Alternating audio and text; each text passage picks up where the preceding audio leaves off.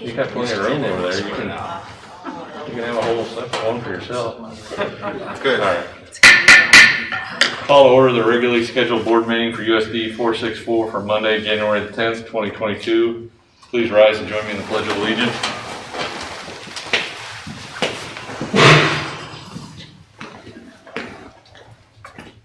I pledge allegiance to the flag of the United States of America and to the republic for which it stands, one nation, under God, indivisible, with liberty and justice for all. Lauren, you might mute.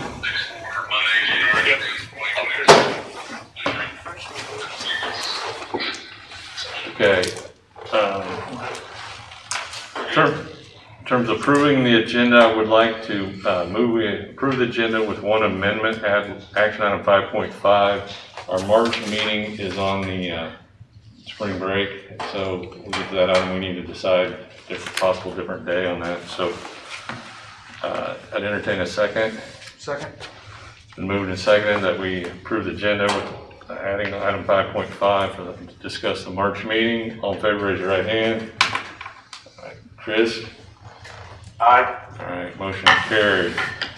With that, we'll move into election of officers like we have to do every January. I haven't heard of any volunteers, but here's your chance. Don't sit on your hands. If not, I'd entertain a motion for Chris and I to return as president, vice president.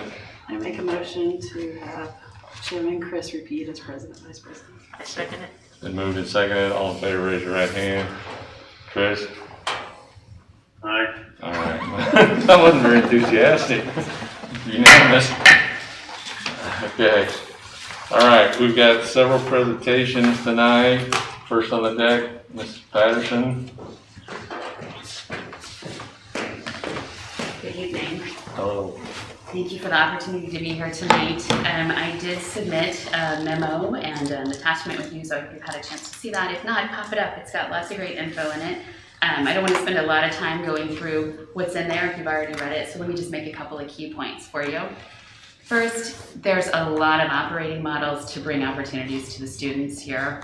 And we always think about our school should bring opportunities, and we might overlook things like 4-H and Girl Scouts and Boy Scouts and the religious institutions. And they bring so many opportunities to our community. What I have brought you tonight is a national organization that has state organizations within it that operates in a club environment, and it's the Kansas Clay Target Shooting League. And my request is that the school board approve the school's name and use of our team, and that's it. That is our one request. As outlined in the memo, we're not asking for financial or transportation or use or space. Once a team is formed, a student joins the national or state association, and then they'll join our local club. When they do that, they have an umbrella insurance policy that follows them, and they'll be self-sustaining and supplying all of the things that they need to participate in the league. It is a really popular sport, so if you aren't familiar with this league, in just Kansas alone, there's over 98 schools that have a team, and there's over 1,800 students that participate each session, so spring and fall. If I got your attention, I definitely have to thank a couple of gentlemen in the back, Mr. Farrar and Mr. Witt, were really helpful in just navigating how do we bring this idea forward, how do we get school board involved in supporting it, and really just in supporting by use of that name. And I always should bring good, exciting news that I didn't get to put in the memo. So we have Tony Maurer, who has agreed to be our head coach. So with your endorsement tonight, which is really just your approval of use of name, we've got a coach, so we know that we can support at least 10 students to get started. And then I've heard from a number of people, so I'm certain that we'll be able to get assistant coaches on. Every assistant coach that we roll in will be able to bring an additional 10 students. So to give you an idea of popularity, Piper, just right down the road from us, had 57 kids participate in their fall league. So it is a popular sport, probably a non-traditional is the most appropriate word to use to describe it. In a number of schools, they are probably split equally between dual sport students and single. This will be the only participation for a number of students. So with that, I mean, I'm happy to answer questions and go through details and talk about operations, but I know that was all presented, so I wouldn't be aware of your time. Well, I think there's a lot of information here. I mean, I don't know if anybody else did. I mean, I submitted quite a few questions for Lauren and Mark. I don't think well, Lauren had them, I guess. I don't think I went to the high school. I mean, is there an urgency that this is tonight? I mean, I was kind of under the impression that we were looking at information tonight, action item February, so that you could go on, so that we could ensure, I guess, everyone's questions were fully answered. But yeah, I mean, as a volunteer, I'm going to tell you urgency simply because I've only got a runway. We need to start practice in mid-March, late March. So I've got a pretty short runway to work through all the financials, get everybody on board to do the payments, to get registration all stood up. So if we push that to February, I completely understand that might be the necessary item. It just shortens our runway. We are a group of volunteers. yeah, I'm completely supportive of this. I guess, and I don't know what other, I mean, I'm happy to others have answer a all lot your of questions. questions. I can talk about it for hours. All right, so is the same approach what has been used at other schools in the state of Kansas? Yes, this is what Piper is using. It's what St. James is using. Absolutely. That gives some indication on KASB or? yeah, I mean, that was one. Yeah, so it's not regulated. That's a great point. It's not regulated by the Kansas Athletics. And it doesn't operate, I want to be really clear. This is not an athletic team. This is a club. Yeah. This is a club that forms a team. Guitar club, art club, music club, whatever those are. So it is a club. It is not an athletic team. No, he was saying KSB, the Associated School Boards, that's who we use for our term. I mean, Sorry. I think it's only fair, or if other schools do it, we could assume that KSB is reviewed, I mean, everything. I mean, just from a legal standpoint, I don't have that many concerns, but just making sure that we're fully covered, because it's a unique setup versus the other clubs, since it's an outside entity. Sure. But I mean, that was my main concern, and then just, I know there's a lot of, they do all this stuff to make sure that everyone's got the safety and the coach, everyone's permitted and all that. And I mean, I don't know if that's something that they provide us confirmation that that's been complete, or if we need that. And then if we provide this sign name, is that perpetual, or is this something we have to do ongoing? I mean, I would like this to continue forever. I just want to make sure on the front end we tie up all the I's and T's so this can be successful. Sure. Yeah. And just to clarify, my ask would be that the name be in use until the league terminates, right? I'm happy to come back every year and make the request, but I do want to point out that we have a runway in the spring and a runway in the fall. And so just based on limited availability of the meeting calendar, if we get into a place that we don't get to participate, we're going to disappoint a number of students. So I just want us to be really thoughtful about if it continues or not. Yeah, I just want to make sure it's consistent with any other clubs or things we've done. I don't know, Mr. Farr, Mr. Witt are even prepared to say anything, because I know they've been heavily involved with you on this. Yeah, and I think that it is important. I mean, I'll recognize in a number of clubs, I don't know that it rises to the level of the Board of Education as approving a club participation or not participating. And I assume this is a unique situation, and so we were asked to bring it to the board for approval. I can tell you that in talking with the National Association, a number of high schools have their principals simply approve use of the name of the school. So I think that what you're going to see is there's not a one solution, is that people are choosing really to manage it how their community wants to manage it. Hey, Jim. Yes, go ahead. So this is somewhat near and dear to me. It's a kind of a hobby of mine, and I certainly can't speak to the nuts and bolts of how this organization operates, and so I think what you're talking about is very prudent. But from a reputation perspective, I've never heard anything negative about the organization. There are several youth shooting organizations, and this one's well thought of. So, assuming we dot the I's and cross the T's, I think it's something that's easy to get behind, at least for me. Any other questions, or maybe, I mean, we could consider like a contingent approval with, I haven't heard back that it got ran by KSB. I don't know if anybody talked to KSB or not, Mark, or anything.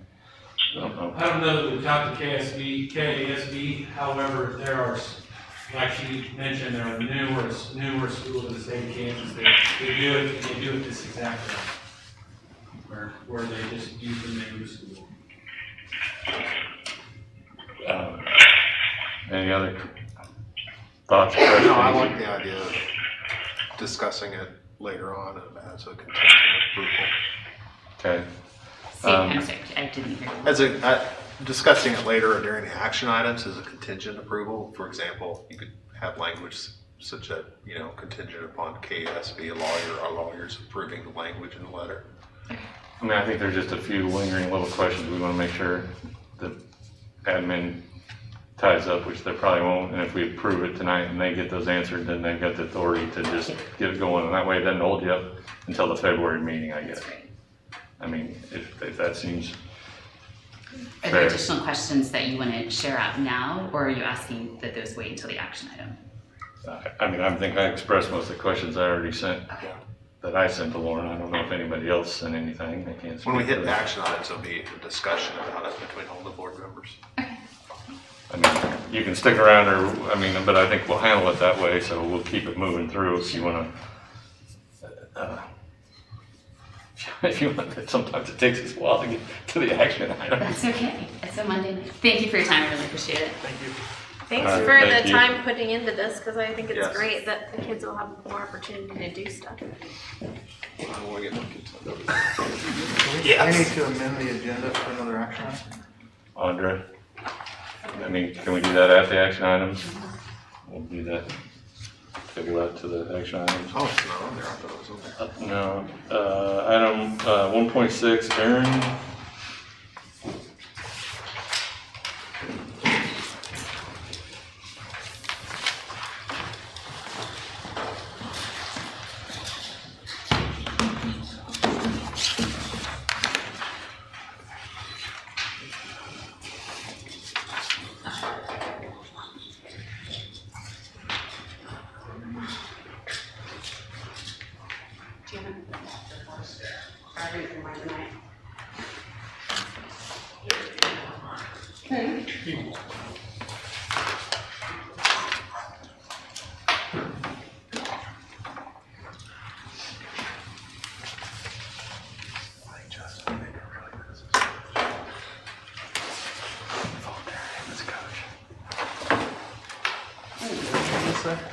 I thought you'd make a good assistant coach.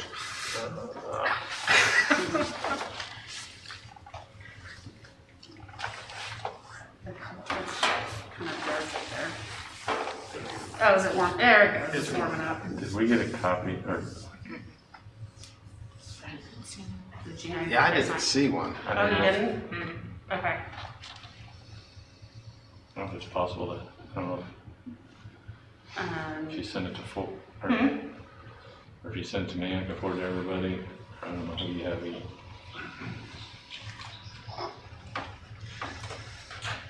Or Lauren's on the line, I don't know if you have your computer up. Let me look. I just sent it to you, Jim. Okay, I will try to get that to everybody here. My tech skills.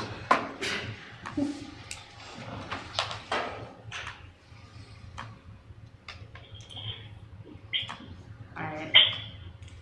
While he's getting that up, I'll kind of start going through this slowly so you guys can try and absorb it as a talk here. Alright, so major milestone in the project, obviously, hopefully some, if not all of you, have had a chance to go over and check out the new learning center. It looks really great, and I know teachers and the staff and students are all getting settled in. So project budget wise, see an update here, still have the construction contract holding still with some adjustments from contingencies to McCown Gordon's construction cost and the forecast. Overall bond value holding steady. I did just notice a cell error here in the calculation of the forecast contingency for the facility improvement allowance. But for the district GMP contingency, The current values at 622,000. The forecast, as you can see, is a bit lower at 530. We're still getting some pricing in on some last changes that were made to the new learning center, some sidewalk work, sidewalk and drainage grading work that was kind of came up right at the end to better improve the traffic flow and the appearance of the site work right in front of the new learning center. So I forecasted that in there, as well as, and Ben and David can elaborate on this a little bit when they give their follow-up presentation, but as they're getting into the Make Safe demo for the old learning center, there's just been a few things that, you know, getting in there and discovering that will have some costs and mechanical, electrical connections. So we're anticipating some contingencies for those items. Soft cost contingency, still holding there. Don't see anything upcoming for use on that. And still have not used any of the district project contingency that is held outside of the GMP. The facility improvement allowance, the drop there was applied, that HVAC replacement that was approved by the board last month has been applied to that as a usage, so I didn't get that updated in the forecast, so I'll get that cleaned up and send out a clean copy of this to everybody. Okay. Just got it.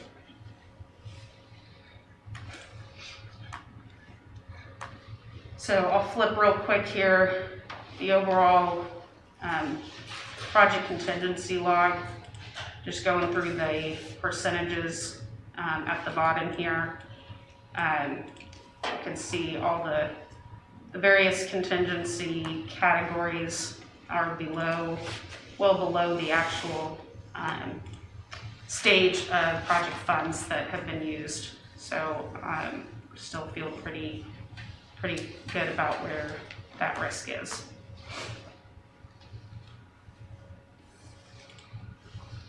I just forwarded it to everybody. I know it took me a bit to get it, so.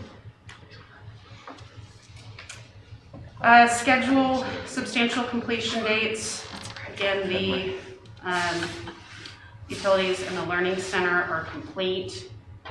The planned substantial completion dates, West Campus is still July 1st, and the summer work that will occur remaining in the East Campus around the TPAC will be completed around July 18th. And the current completion date for the Fitness and Wellness Center is December 28th of this year. You can see the weather day tracking here for the last 3 months. Had really nice weather in December, so no impact there. I have discussed with McCown Warden, as we've kind of talked about before, that moving into this next phase of construction, that those weather days will reset and not accumulate towards the completion date of the next phase. I didn't really have any key deliverables or inspections this month, but as we get into building the next phase, obviously we'll have some site inspections and other key issues to watch over the next couple months. So just going through some of the other milestone dates. East Campus abatement has been completed. The West Campus Phase 1 abatement, did they complete on Friday? Yeah, so that was completed Friday as well. So Phase 1 was the northern half of the building. Once the district is done using the gym for basketball, there'll be some additional abatement in the old cafeteria commons area of the building. So West Campus demo is kind of already underway. Some interior demo getting ready for the shoring and bracing. West Campus demo is starting starting to do make safes for that. East Campus demo, structural demo is gonna start at the end of this month, and that's what David and Ben are here to present in a little more detail what you will see and how that safety and scheduling is going to go. And then we've got the Phase 2 abatement in West Campus after basketball season. We'll be doing some interior framing in the West Campus in March. East Campus building pad prep in March as well. And then starting with some footings and foundation work towards the end of March. The site work will continue kind of as the weather clears up in May, and the precast for the athletics edition is scheduled to arrive in early June. Again, as always, McCown's doing a great job on safety and keeping everybody focused out there.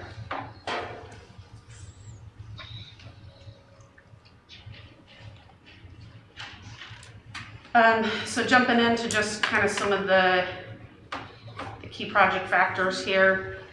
Obviously, the opening of the Learning Center welcomes students back on January 5th. I think the furnishing and clearance sale and the auction for all the kitchen equipment went really well. It was there for a little while, and people seemed pretty excited to come through and do all that. So it was a good effort.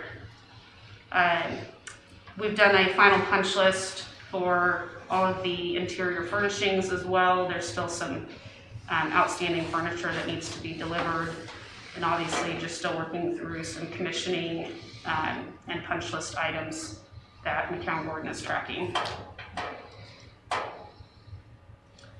So the athletics edition, as I said, when I finish here, Ben and David are gonna walk you guys through the expectations and the plan, kind of like they did back when we started the project.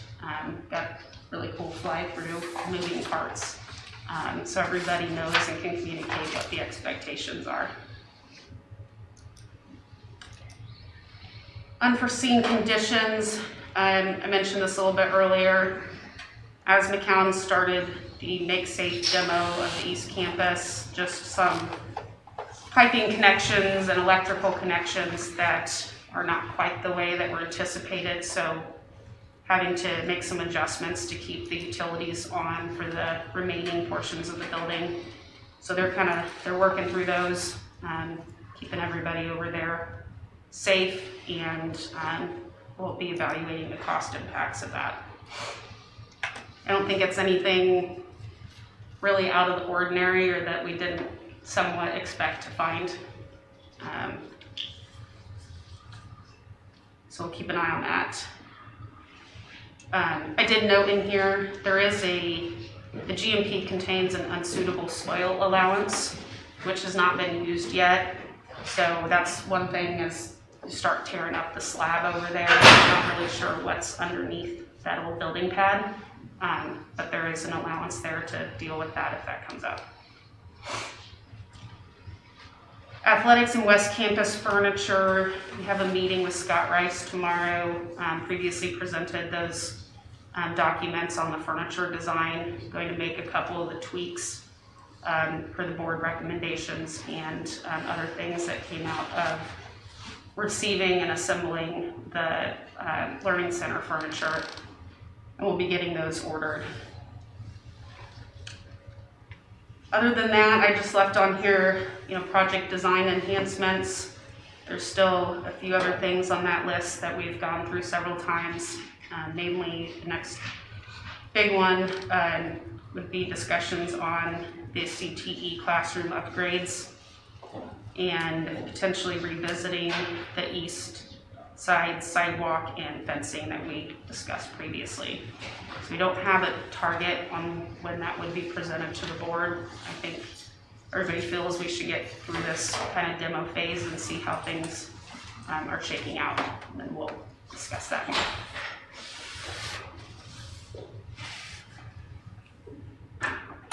So since you guys didn't see this, If you've been over to the new learning center, I just threw in a few pictures. One of the science classrooms set up with furniture, the green wall paint in the video room. And then I did this just because I knew I'd be here tonight. Then having a little bit of fun during punch list. And the north temporary sidewalk was getting put in here before the holiday. So you'll have probably seen that out there. Any questions before my turn? I'm guessing, Jim, they're next on the agenda. Or Yeah, are they part of my presentation? we got them separately. Okay. I mean, no, I don't know, I didn't hear from Lauren. There's an action item regarding change order. Oh, yes. If you want to address that now, or Sure. hold on till later, or however you want to do that. Yeah, I'll just kind of give an explanation. At the beginning of the project, there was discussion over approval limits for Lauren on change orders related to the project. So we're halfway through the project. We're sitting right at the previously approved total limit of $250,000 in change orders. So, a lot of that includes some of the stuff that's been brought directly to the board. So the action item is for the board to discuss and extend that total amount for, the other miscellaneous items that come up through this next phase. So if you guys have any questions, I think the recommendation was to increase that another 250. That would take it through the remaining 45% of the project. Do we have any kind of and it's probably all included in these different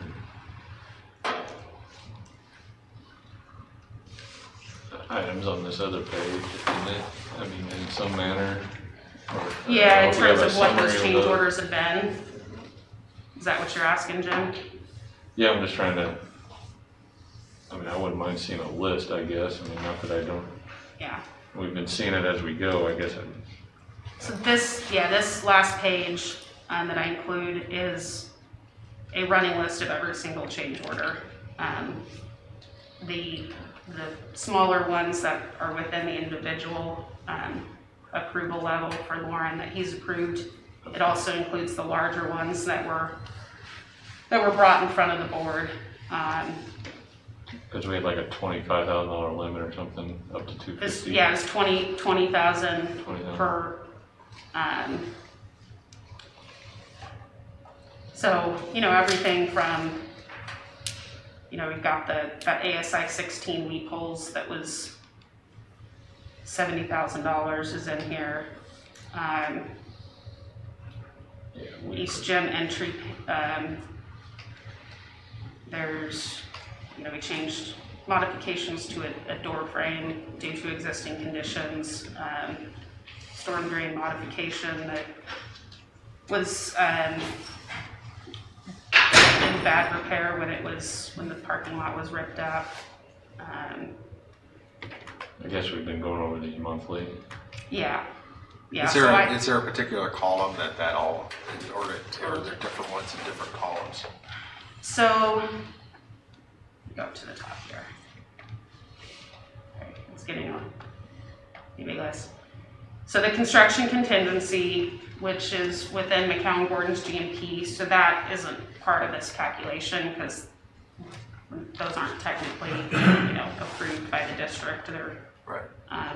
Items that McCowan has authority to execute.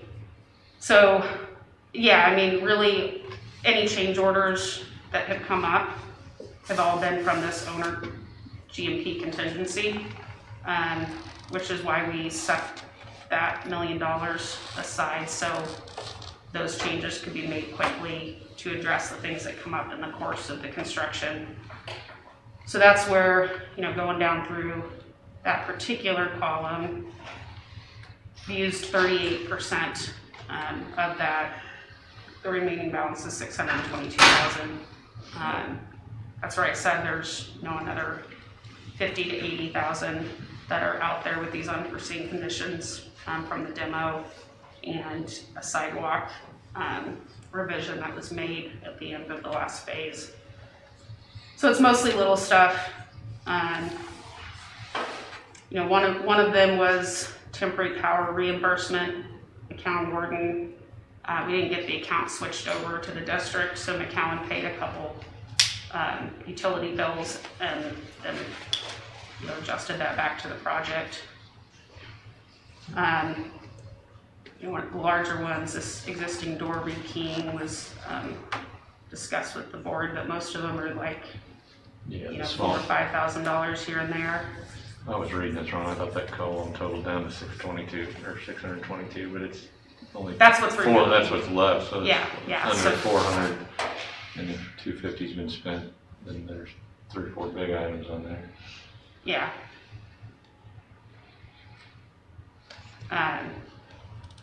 So again, total wise, in terms of the contingency that was set aside for this project, project 65%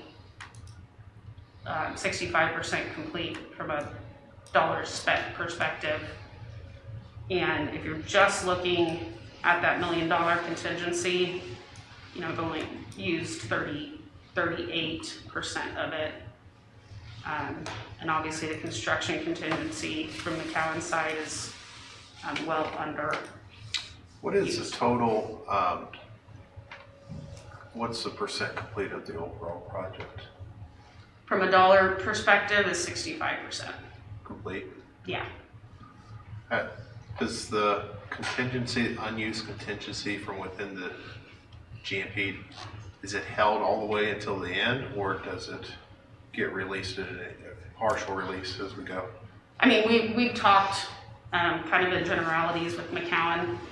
As the risk reduces from their side, they're usually pretty good about saying, well, Because hey, if we're at 65% but 17% spent, then yeah. Not I mean, necessarily. regardless, you guys get it all back at the end of the project if it's not used.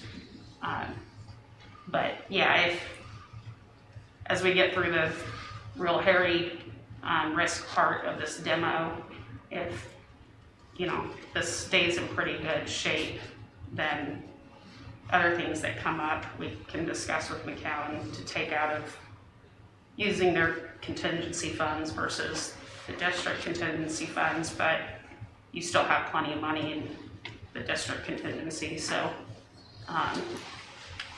we don't have a master plan yet. No. I think that's what we got.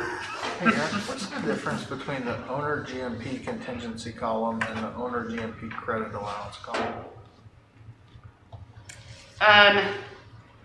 So that credit allowance, when the project started, McCowan Gordon gave the district a credit for all that dirt that was stored on site.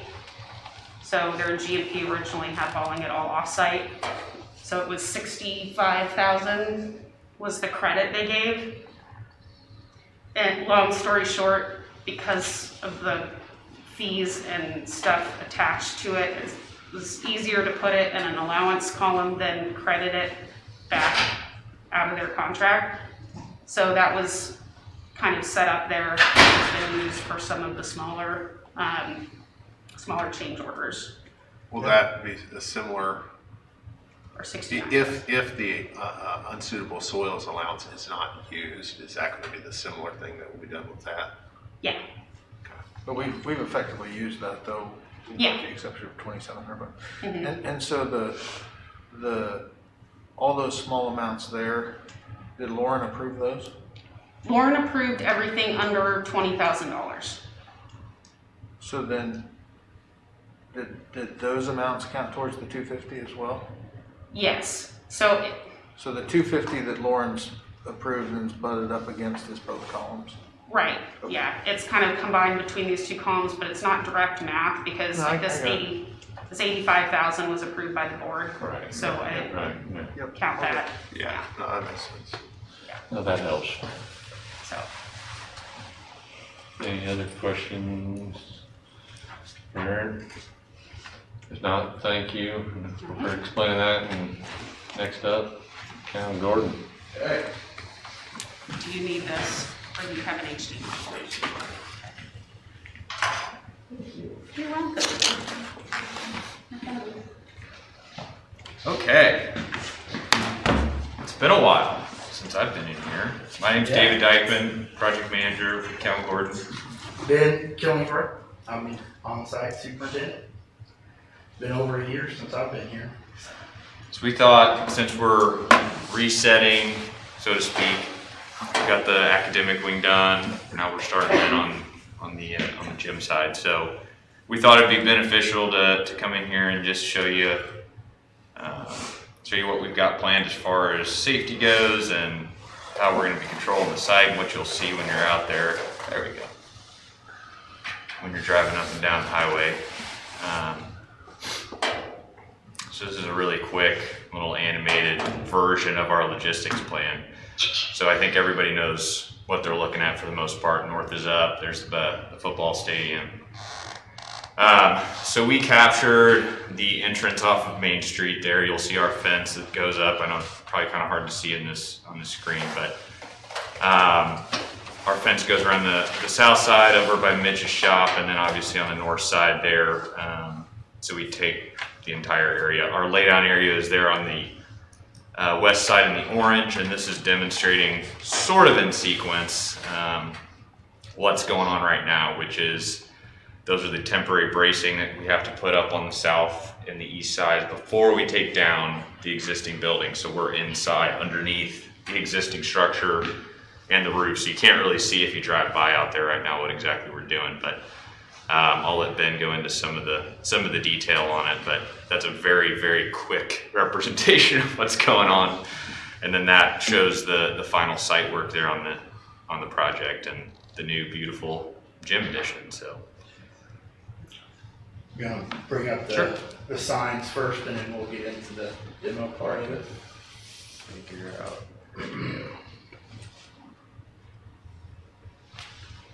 So we put up some new signage, changed it around from the last phase since we've taken over that Main Street entrance, and given back the 224/40 entrances, the one we had controlled during the last summer, and then the west entrance that we've had since the beginning of the project, pretty much phase 2. So Mark has control of both of those entrances now, and hopefully they're working great for him. So all construction traffic comes in from the football field from the Main Street area. So we switched around the signs, put big signs up so everybody knows what area they're supposed to be making deliveries. Students should be clear on which entrances they're supposed to be using, what areas they're not supposed to be using. So hopefully all that's working well. We haven't heard any back anything that they're not. So that's what we have for signage up on the project right now, trying to keep a safe environment for all the students and staff. Back to phase 3 over here. So this is going to be the most challenging phase of the project. Drew, I know you asked about the contingency and stuff. So this is the part that we're most concerned about as far as finding the most surprises and that kind of stuff. I know we talked about earlier, Aaron talked about some of the utilities and some of the things.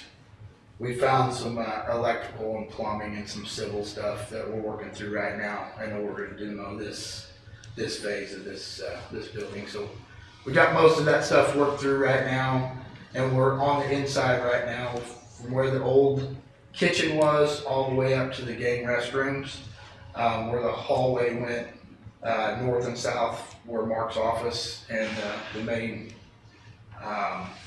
office was. So that area is all been pushed out, all the interior walls is gone. And we actually hammered out that slab all the way through there, and we have it overdug 2 feet right now, and we're actually putting in the pad for that area. We have to put those piers in and put up the shores. And that's what we're doing on that south side right now. So during this, if you play again right there, so the shores here on the south side, that's what we're working towards putting those up right now. And then our demo guys right now are working that north to south edge. So it would be on the east side of the gym. They're working at north to south right now, tearing 20 feet of that out.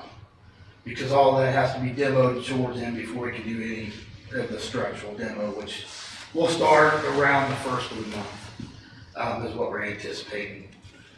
So we should turn that corner next week, is we're anticipating digging all that out and getting ready to start pouring footings on the south side and over digging on the east side. I know it's pretty in-depth here what we're talking about, but by the end of the month, all the shores will be in place. We'll start picking these braces off. You want to pull up one of those pictures?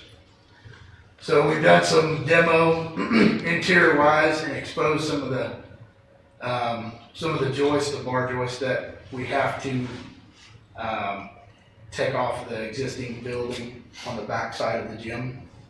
So this is what they look like. So they're inset on a seat in that existing block wall. So the plan is to reach up with the traco, grab a hold of it, and then we'll cut those back with a torch. That way we don't put any undue pressure on that block wall. And we'll continue that. They're on a 5-foot center. So we'll reach up, grab one, cut it loose, out of the way. Move forward to the next, reach up, cut it loose, move it out of the way. Reach up, grab it, cut it loose, move it out of the way. Moving our way across the building. I know that's a lot of information. What are you having?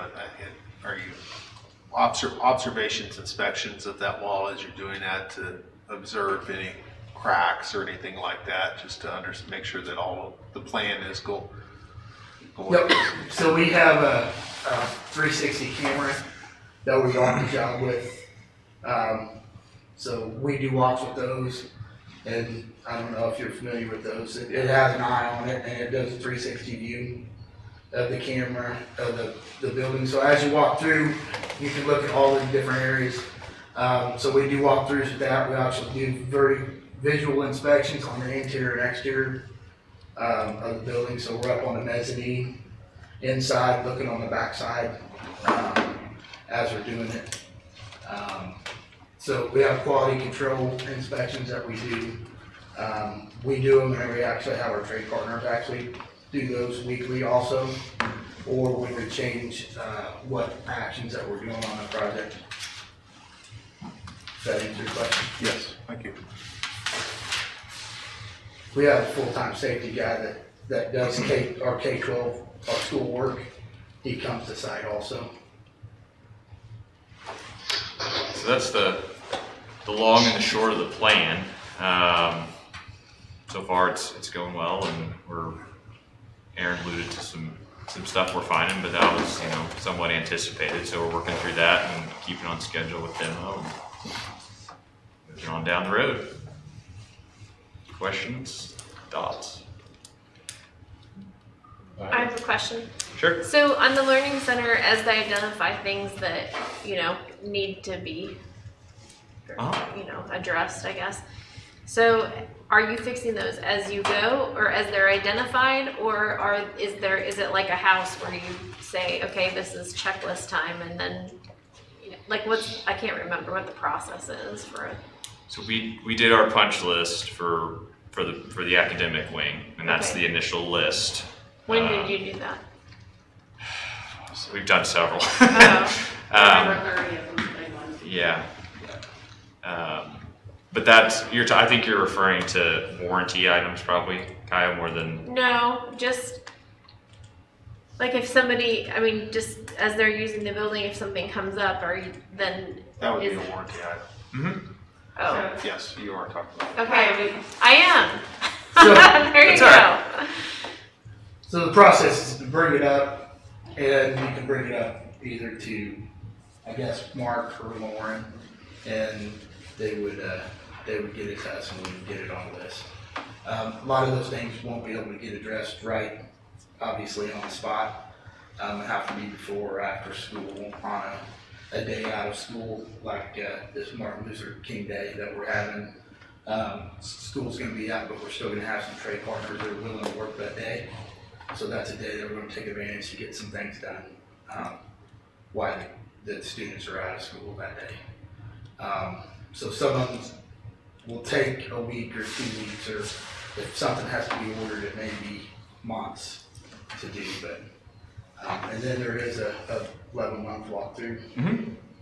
Dave can talk more about that. Yeah, so yes, to answer your question, we address them as we get them and correct those when we hear about them from Mark and Mitch or whoever brings them up. But yeah, then we always schedule 11-month walkthrough with the same people, like the end user, Mark, Mitch, and Aaron and Lauren, and do a one sweep through to make sure we're hitting all the final items that may be just lingering or didn't get reported before trade partners' 1-year warranties start to expire. So that would be the final pass through at the end of the year, to make sure we're hitting all those. Okay, perfect. Sure. Any other questions for the guys? Appreciate the update. Absolutely. Thanks for coming in. Appreciate your Yeah. time. Thank you very much. Thanks. Cody, next up on the agenda.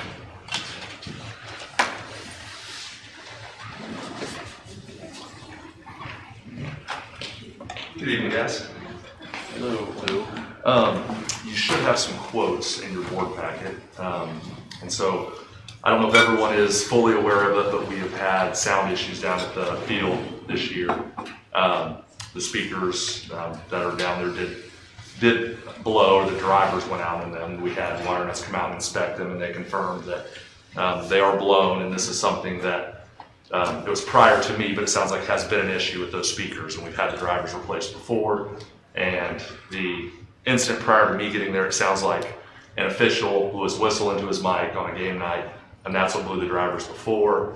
To my knowledge, there was not an incident like that this year that caused that. It was maybe more just general wear, but that was only a year and a half ago that we had the drivers replaced right before I got here. And then we are now in this position again where the speakers are blown, and it was quite an ordeal on homecoming night when it was very difficult to hear our speakers. And Jeremy Albert brought in more speakers to hook up to our system to provide as much additional sound as we could, but it was still not ideal this year as we were playing music and making announcements during games. And so I have been looking into options to replace these speakers and get our sound back up to where it needs to be. The quotes that you should have, with 2 quotes from Wire Nuts, and we have 3 quotes from Daktronics. The 2 from Wire Nuts, I'll pull those up on my phone. So one of the quotes is for $1,340. That would be to replace the drivers in the speakers that we have now, and that is what we did a year and a half, 2 years ago. That would give us the exact same speakers with the exact same setup that have now failed twice in the last 2 years. So that is what that quote is for. I will answer more questions on that quote if you want, but I don't plan to spend a lot of time speaking about that one. The next quote from Wire Nuts is $7,346.91. What that would do is that would get us 5 new speakers. So we currently have five speakers set up, 2 for our stands, 2 that shoot across the field. They cross in the middle for any dance or band performances so they can hear themselves in the middle, and then carry sound to the visiting bleachers. And then we have 1 that is positioned to go towards our concession stand area. And so this quote, the $7,300 some dollar one, would upgrade all of those speakers to essentially, been talking to Kelly at Wire Nuts, a heavy duty speaker that can take a lot more wattage than what we currently have, but the sound quality would be about the same. In talking to Kelly, I asked him if there was a facility where we could go listen to these or hear them, and he has not installed these before. He hasn't used them before. This is just something the company told him would provide that for us. And so that is what that quote is for. It's for, again, just essentially just heavy duty speakers that can handle increased volume, increased wattage as an input, and we wouldn't run into this issue. The quality, like I said, what Kelly has told me, would be very similar to what we have had with the previous speakers. Any questions about that before I move on to the Daktronics? The reason that I went to Daktronics for these other quotes, so if you're at, well, we work with Daktronics for our scoreboards. All of our scoreboards are through Daktronics. I have found them just to be a very reliable company that's easy to work with. If you go to Bill Snyder Family Stadium, Allen Fieldhouse, Washburn University, Baker University, Olathe District Athletic Complex, all of their systems are Daktronics. Their sound system are Daktronics, as well as their scoreboards. And so the reason I went to Daktronics for these quotes is because that is what they do. They're an audiovisual company, and they specialize in sports stadiums. And so that's why I went to them for these other three quotes. The three quotes that you'll see from them. They did bring out one of their systems, the 1500 system, to demo. We can talk about that, I guess, more as we get into this. But so the top quote from them, the $36,000 quote, is for what they would call their 500 system, which is their low-level system. We did go listen to this system at Oak Park High School in Kansas City. It provides, I think, adequate sound, what would fit our stadium and size. And so that is the $36,000 quote. That's their low-level system, or their lowest level system. The next quote, as you go through the Daktronics systems, the next one is for $50,859. That's their 1500 system. That's their mid-level system. That is the system that they brought to our school, and we listened to out on the field. It would be phenomenal to have. We can talk about that more later, but it would be more than enough for our facility. And that's something that you see at like Baker University and Washburn University, would be their 1500 system. Lastly, the last quote from Daktronics for $19,443 is what they call a distributed system. That would be a system similar to what we have. So the first two systems, the 500 and the 1500, are actually a standalone system that would sit in the north end of our stadium by the scoreboard, and all sound would come from that unit. So it'd be different than what our current setup. This last quote is for a distributed system that would have smaller individual speakers that would mount at similar locations to our speakers that we have now, and provide a more similar sound quality to what we have now, which would be lesser than the 500 and the 1500. I tried to get all that information out to you guys quickly, and instead of going on more, I'll let you guys maybe ask questions and I can answer more specifically about each system or what your thoughts are. What's your recommendation? So if I had to narrow it down, I think there's two options that make sense. I think there's a great argument for the $7,000 and some system through wire nuts. Local company, I don't think, when our speakers were up and running, we didn't receive complaints about sound quality, and so this system that they have offered or have quoted us is supposed to be very similar. So I think that is a system that sounds like would fit the bill. In talking to Kelly, Kelly, it's one of those, when he talks to me, he says, Cody, I hate saying this, but I'm going to say it. We're not an audiovisual company. That's not what we do. When I asked him about listening, hearing these speakers somewhere, he said, Cody, I've never installed these before. I just called the company and told them what your needs were, and this is something they recommended. So I think Kelly would be the first one that would say, this isn't what we do, and so I'm helping out as best I can. But I still think that is a strong option. We just need to know what we're getting with that. The other, I think, best option, the 500 through Daktronics, I think, if we went with Daktronics, it's what makes the most sense for our stadium size and our needs. The 1500 is what they brought out. It's the $50,000 option. It was phenomenal. It was amazing. We also listened to that at Stanley High School in Missouri. Daktronics took us to hear both systems. And it was, when we had the 1500 demoing this October in our stadium, people at the high school were telling us how clearly they heard every single thing that was being said over the speaker system. at the stadium. And it was operating at about 60%, which is what they told us most. Typically with 1500, they just operated at 60%. There's no need to go any higher than that. And so when I think track meets, when everyone is spread out and you're trying to listen for what's being announced, who do they need where, what events coming up, something like that would be phenomenal. If we did a graduation there, all of those things. If we did a graduation on the stadium, I think we'd be very happy with an investment with one of those Daktronic systems, either the 500 or the 1500. I think the 500 would be enough for our stadium, which is their low tier, all-in-one unit on the north end, the 500 series. So in my eyes, I think the decision that you guys would need to make is, I don't think we would receive any complaints about the wire nuts system. And it would obviously be less expensive.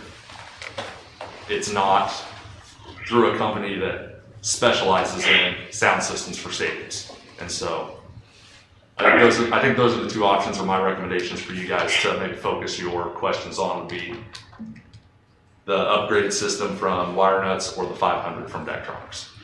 Does wire nuts have that warranty? I did not ask them specifically about a warranty on that system.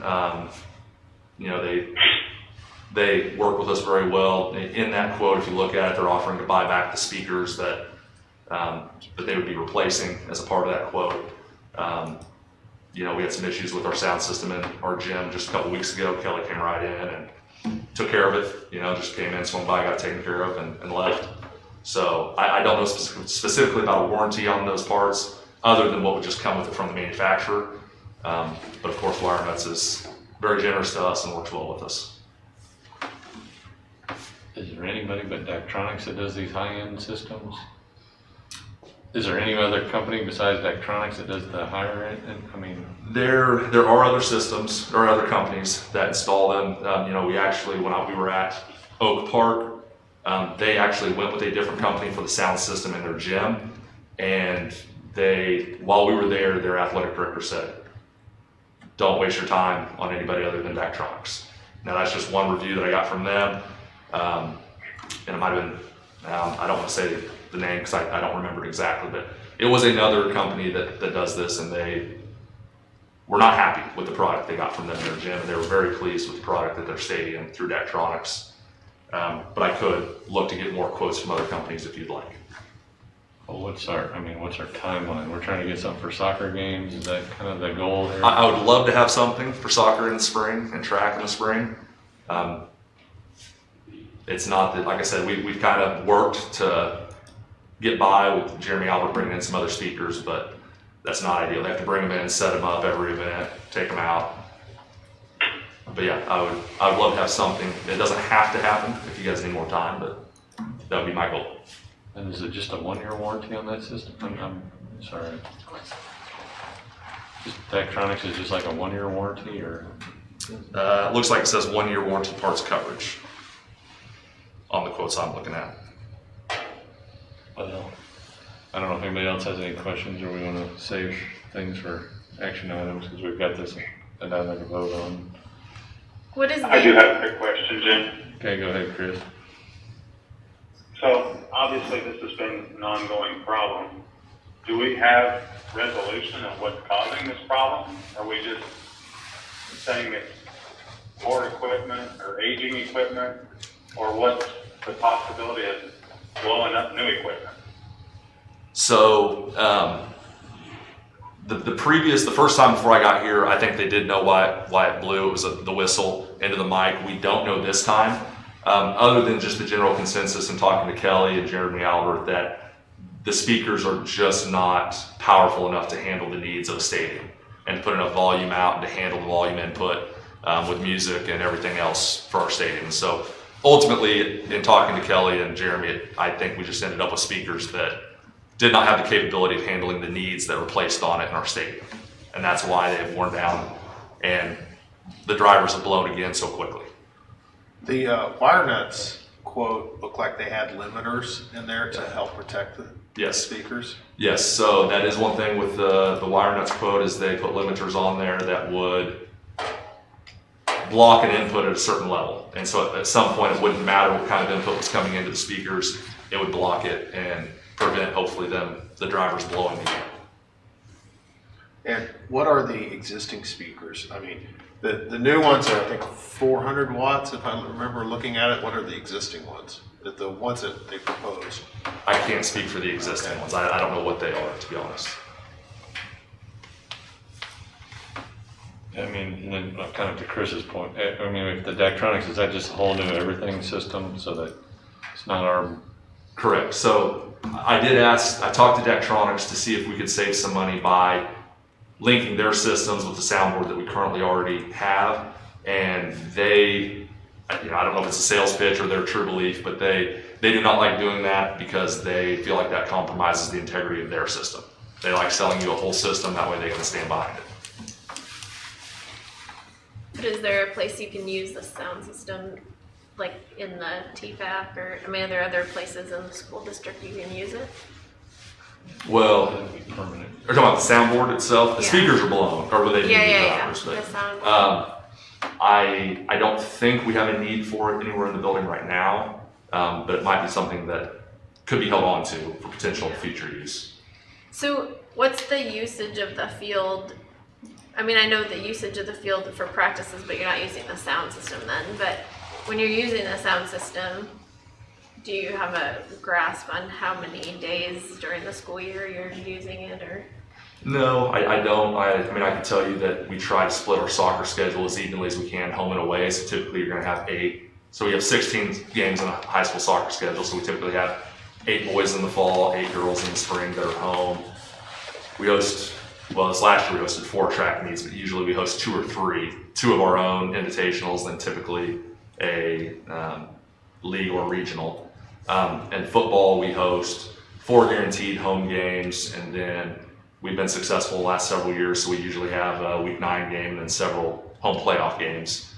So those would be, I wasn't keeping track of that as I spoke it out loud, but I think we're probably looking around 25, 27 activities a And year. that's just for high school? No. And that's just high school, I didn't Yeah, include middle so school. middle school. So those are just high school activities. Middle school typically has 7 games in a season, so you could add 3 or 4 per year based on how many home games they have. And that's, I guess, per grade level, so.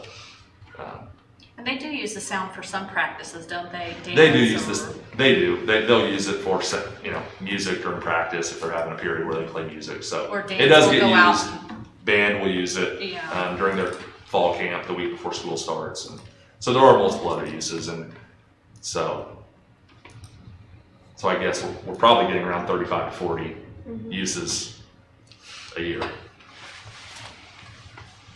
Well, we might just keep moving through the agenda and then Okay.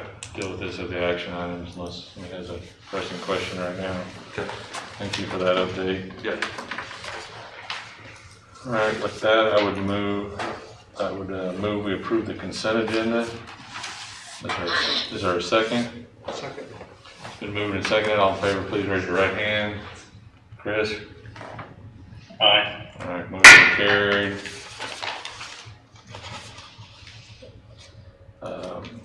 Time for public comment.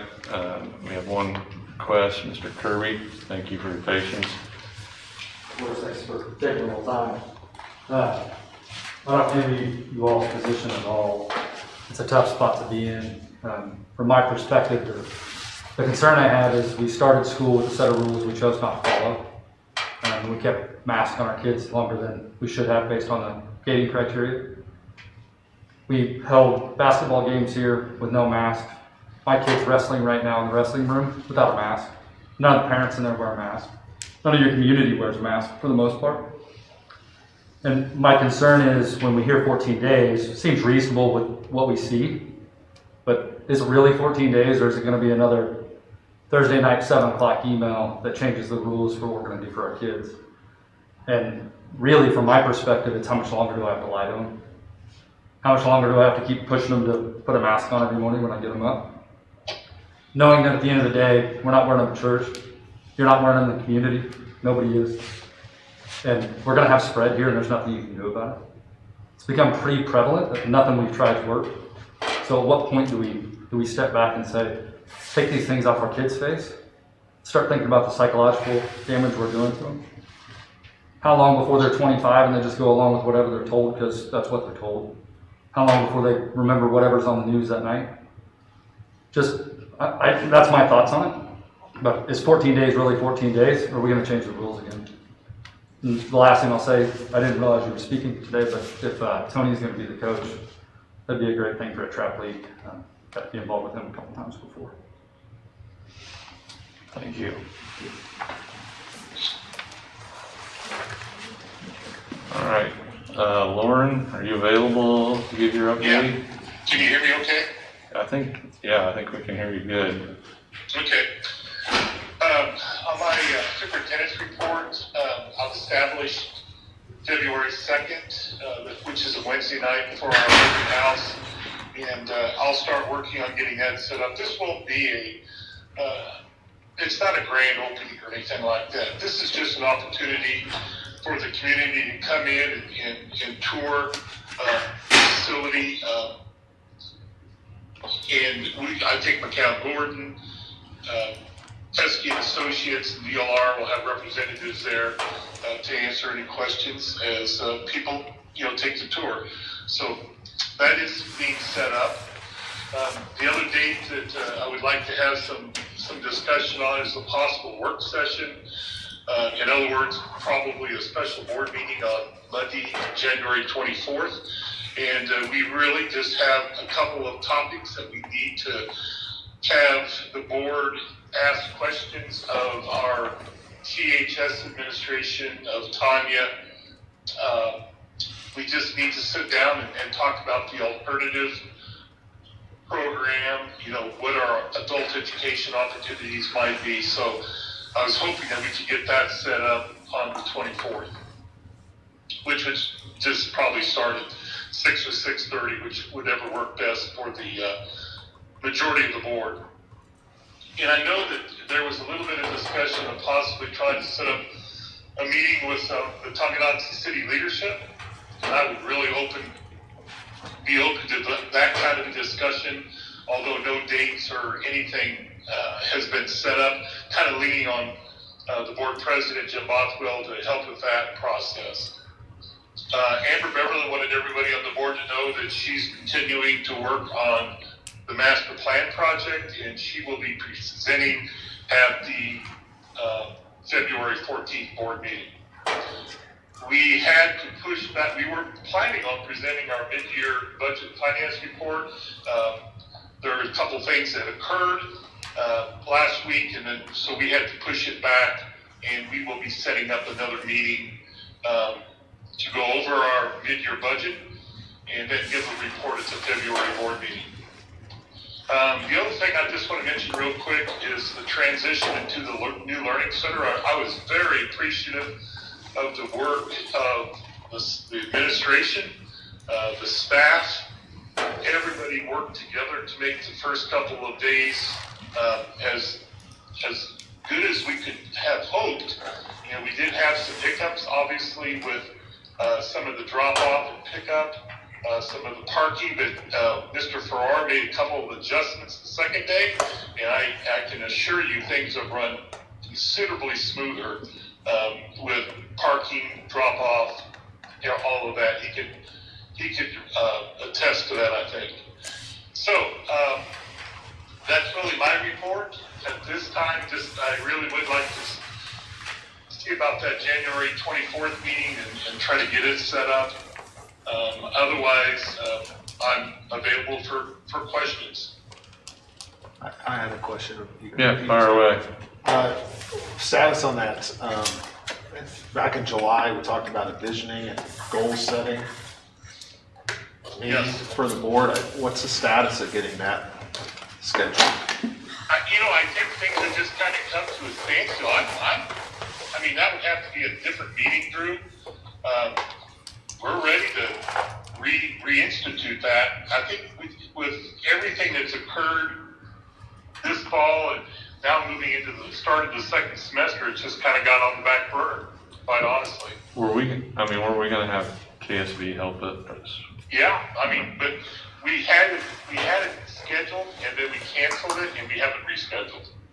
Well, we need to explore and the date on that. I guess I knew we were reached out to them. So Right. Drew will work on that with Lauren. Any other questions for Lauren? I mean, maybe everybody think on that, at the end of the meeting, we can have the possible dates. I guess I was kind of hoping to get some feedback on that for that meeting at the end of the possible January meeting. Then, is there any other questions for Lauren? All right, Lauren, I think that's good. Thanks for calling in here. I'll let you transition over to Tanya for her update. All right. Map data, we do not have our winter map data available yet because the testing window is still open and the elementary tests during January. So we will bring that to the February board meeting. We have electives textbook adoption going on this year. We spend the school year basically reviewing samples, looking at different programs. So we have all of our teachers looking over those things right now. And then we'll have a teaching and learning committee meeting and the electives group, and then we'll bring recommendations to the board in late spring once we have those ready. We are working on the 22-23 calendar. The calendar committee is meeting next week, and we will come to a consensus on a calendar and bring that recommendation to the board for approval in February. And then we've talked a lot about surveys. We will have family surveys and then staff surveys that will be sent out. I plan to send them out tomorrow, barring anything crazy going on. So those will be sent out and will be due, and we'll have all the information ready to share with you at the February board meeting as well. Are those surveys tied to the testing? It is tied to, it's part of Panorama. They offer that, but we're not simply limiting it to social and emotional. There's a lot of information on there about culture, satisfaction with your job, the building, how things are going.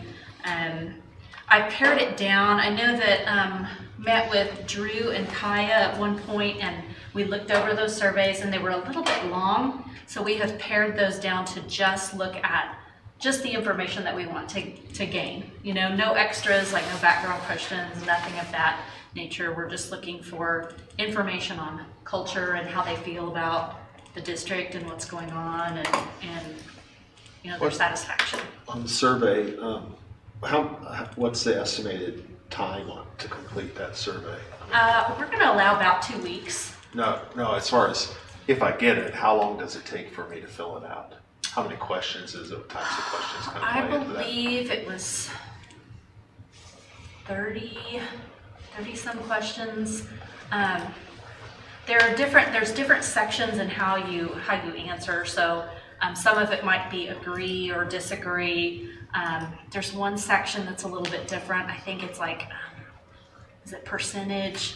Looking over it, it doesn't look like it takes that much time to complete if you just read through the questions. And we've pared it down quite a bit from what it was initially. Right. Yeah. And because there was some, you know, the other thing, because that could still take quite a bit of time, because I was looking at some survey information and they had ranges of survey, how the length of the survey or the time that it takes, the longer it gets, you have abandonment rates go up, your time per question goes down, your thought that goes into it goes down, and it was, I think SurveyMonkey had this study, and their max number of questions was 30, because they looked at one question, two questions, 5, 10, 20, and 30. So that's as high as they went in that. And I'm just, you know, don't want to overload folks, and it has to be simple enough to be able to do on your phone. Right.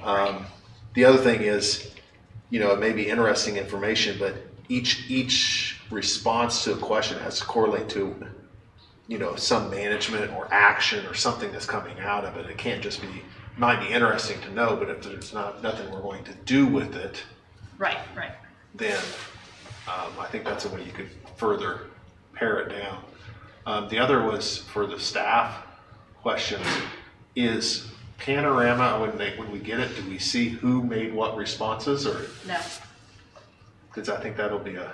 Does it flow through that's what I wondered, if it flows through the company or just back to us, or? It's, I thought Panorama, you got a code that you typed in.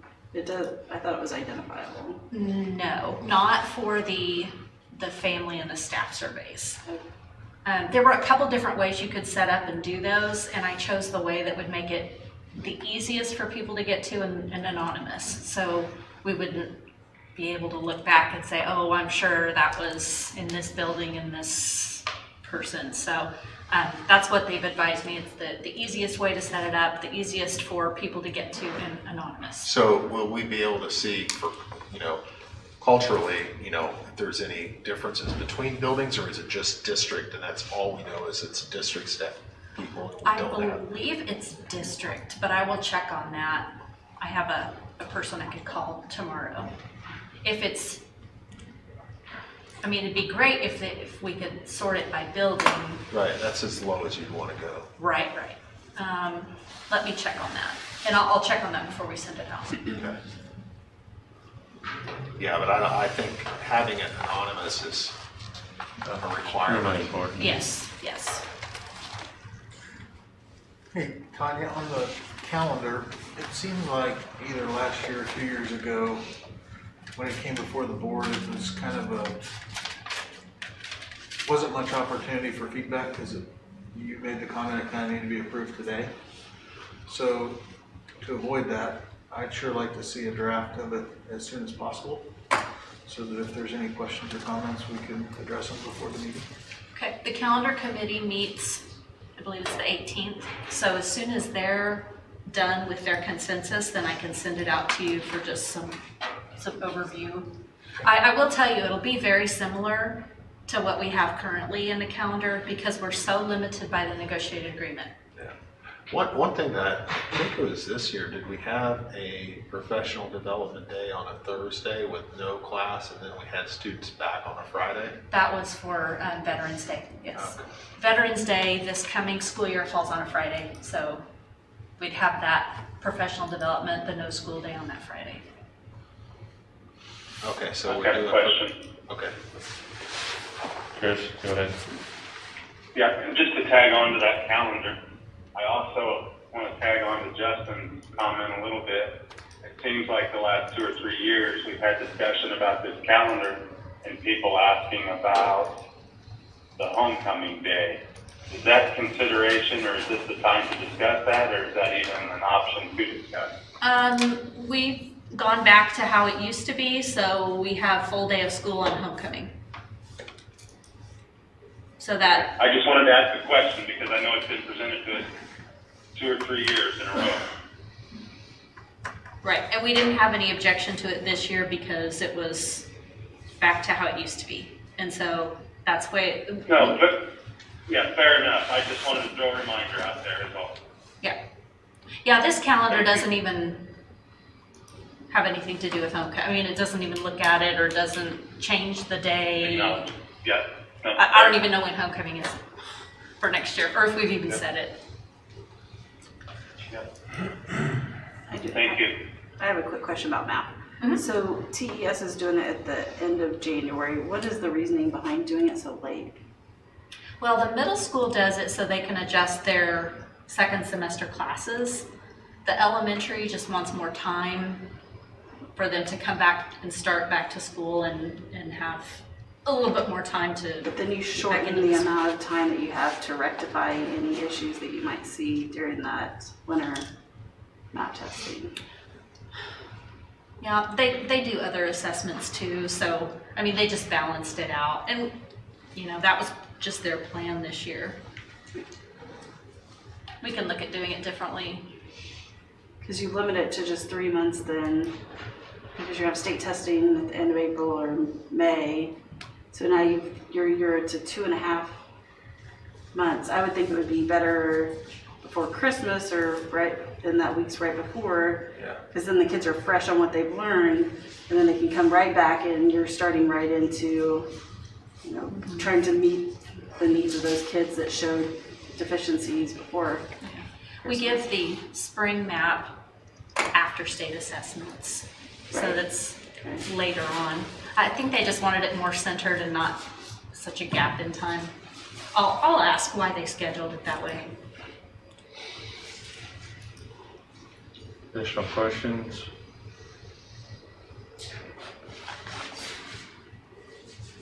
Can we get a look at what the survey is going to be before it gets sent out, or is that something that I'm interested to see what questions are, since it's going out to such a huge number of people?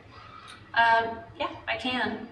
What I can do is send out the questions to the board so you can see it, and then I plan on sending it out tomorrow, but I could delay it a week and give you guys some time to look over the questions.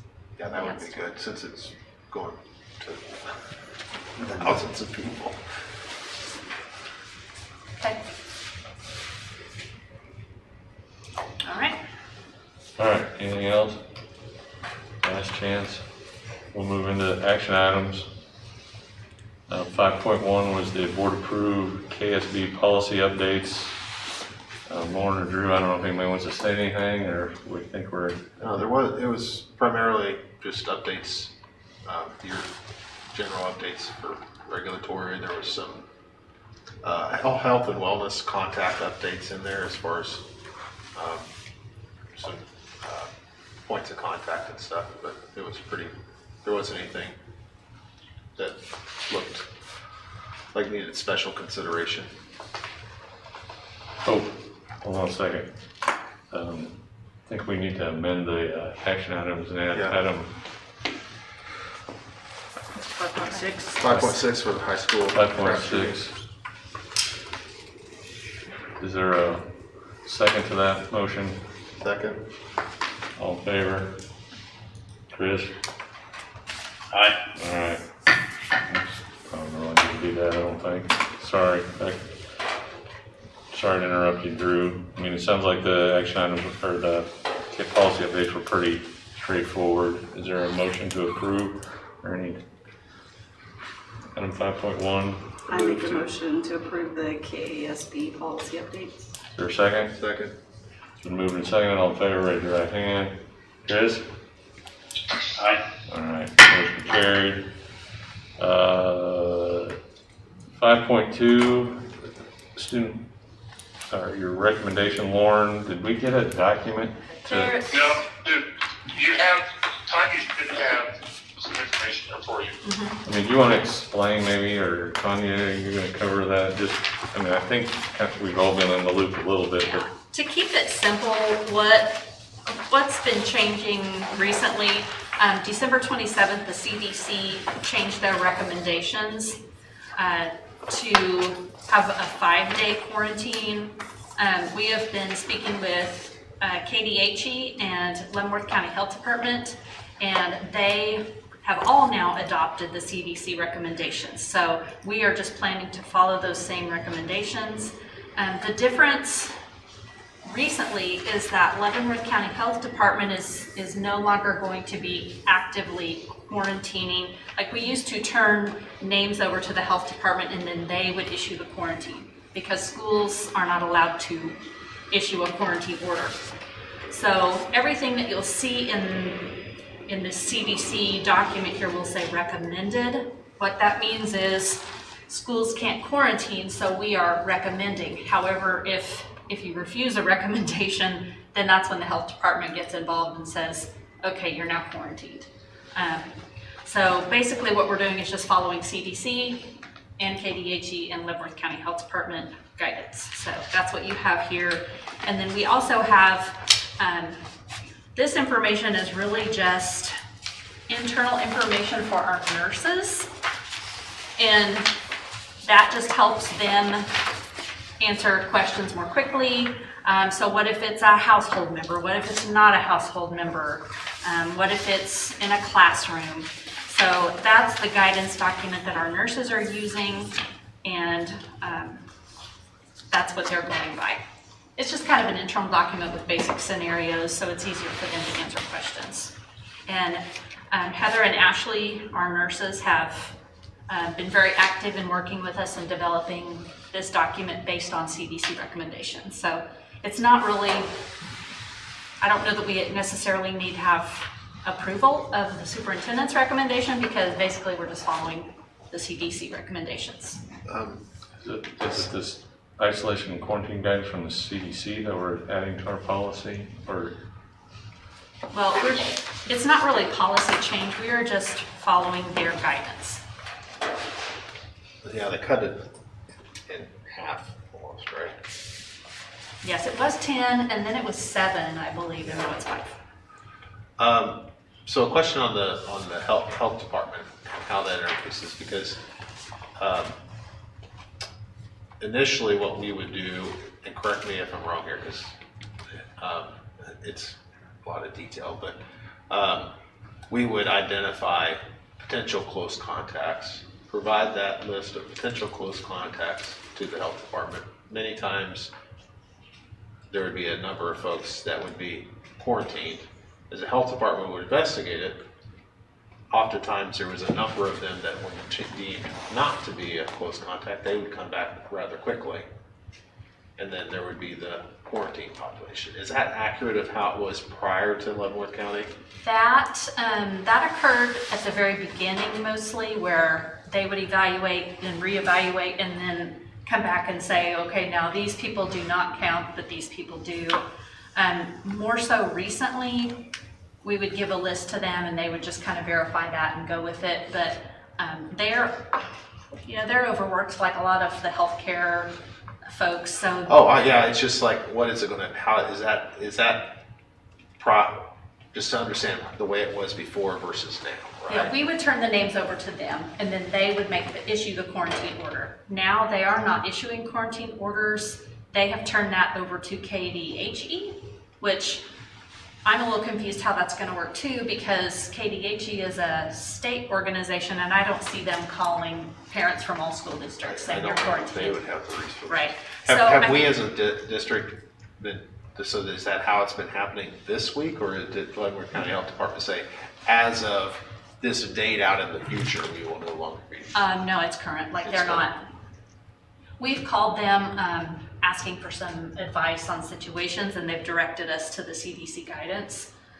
We have visited with them about our scenarios on this other document, and they've verified, yep, that's correct. That's CDC. So they will say though that if someone is refusing to self-quarantine, or if they are positive but they refuse to stay home, then we turn that name over to the health department. They will issue the official quarantine notice. Okay, so they're still doing quarantines, but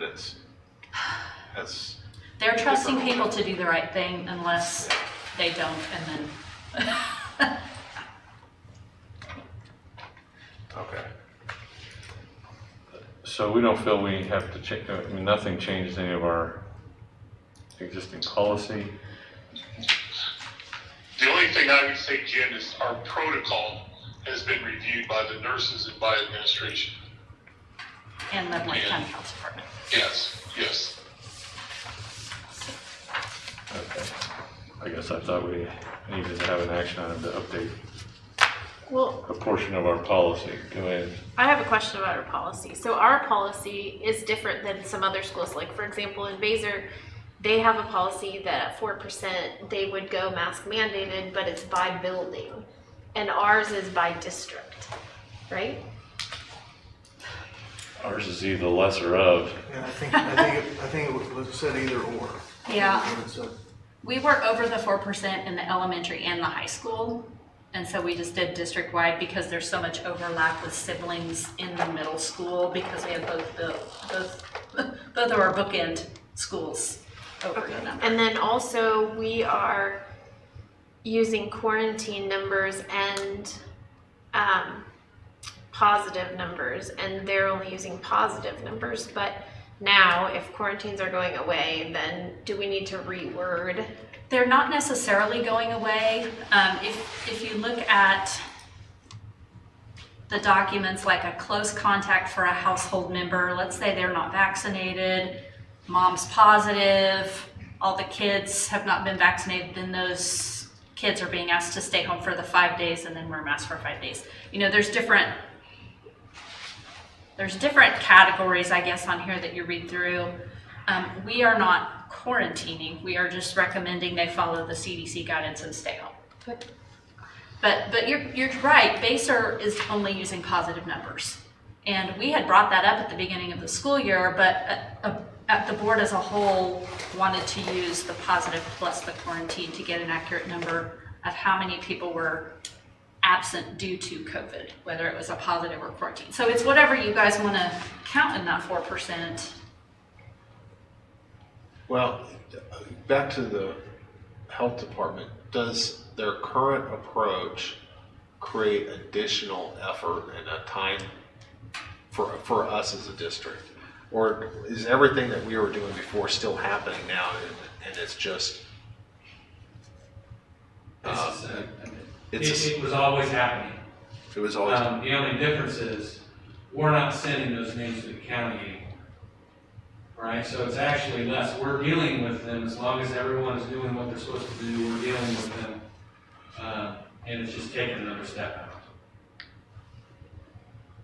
Okay, and then if there's an individual who we feel is a close contact and they don't self-quarantine, then we have the ability to...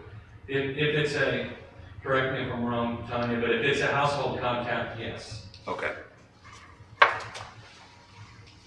So it's just for the household context. Right. So what about in a scenario where you have somebody at a table during lunch and the people sitting on either side of them, that person ends up testing positive? Are they considered close contacts? Or and if they were sitting next to a positive case, they would then monitor for symptoms, and if we're not in a mask mandate, they would wear a mask for 10 days. We would offer a test with parent consent. Yeah. But it would be an offering, it wouldn't be required. Well, I only say at lunch because that's when you're not wearing a mask, even during a mask mandate situation. Yeah, and that's how we've been advised to handle that now. So would we be recommending somebody in that lunch example to self-quarantine or not? No, we would have them monitor for symptoms. Okay, so it'd be... Self-monitor? Well, we would call the parents.